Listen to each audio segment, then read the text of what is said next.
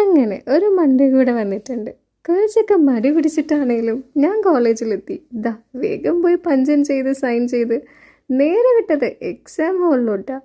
Exam കഴിഞ്ഞ് പുറത്തിറങ്ങുമ്പോൾ എനിക്കുള്ള ബർത്ത്ഡേ പ്രസൻ്റായിട്ട് എൻ്റെ മുത്തുമണികൾ എത്തിയിട്ടുണ്ട്.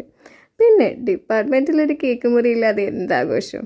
അങ്ങനെ നമ്മൾ കേക്ക് മുറിക്കാനായിട്ട് എല്ലാവരും എത്തിയിട്ടുണ്ട് കേട്ടോ. കഴിഞ്ഞ 29 വർഷവും എനിക്ക് കണ്ടകശനിയുടെ അപഹാരമായിരുന്നു.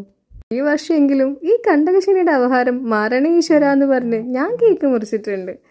ഞാനിപ്പോൾ വിനീത മിസ്സിനെയും ആശാ മിസ്സിനെയും നമ്മുടെ നേഹമോളെ ആസിഫിനെയൊക്കെ ഭയങ്കരമായിട്ട് മിസ് ചെയ്തിട്ടുവാ. പക്ഷേ അങ്ങനെ മിസ് ചെയ്യാനായിട്ട് അവർ സമ്മതിക്കില്ല. ഞങ്ങൾ വീഡിയോ കോൾ വഴിയാണെങ്കിലും എല്ലാവരും ഒരുമിച്ച് ആഘോഷിച്ചിട്ടുണ്ട് കേട്ടോ. എൻ്റെ മനസ്സിൽ ഞാൻ എന്നും കാത്തു സൂക്ഷിക്കാൻ ആഗ്രഹിക്കുന്ന ഓർമ്മകളിലേക്ക് ഒരു ദിവസം കൂടി തന്നതിന് എൻ്റെ സ്വന്തം ഡിപ്പാർട്ട്മെൻറ്റിന് എൻ്റെ വക സ്പെഷ്യൽ താങ്ക്സ്. അങ്ങനെ നമ്മൾ അവിടെ നിന്നിട്ട് കുറച്ച് നേരം എല്ലാവരും സംസാരിച്ചിട്ട് കേക്കെല്ലാം അങ്ങോട്ടും ഇങ്ങോട്ടും ഷെയർ ചെയ്തിട്ടുണ്ട്. അങ്ങനെ കുറച്ച് നേരം സംസാരിച്ചിരുന്നതിന് ശേഷം ഞാൻ എൻ്റെ ഗിഫ്റ്റൊക്കെ ഒന്ന് അൺബോക്സ് ചെയ്യാൻ പോയിട്ടുണ്ട് കേട്ടോ.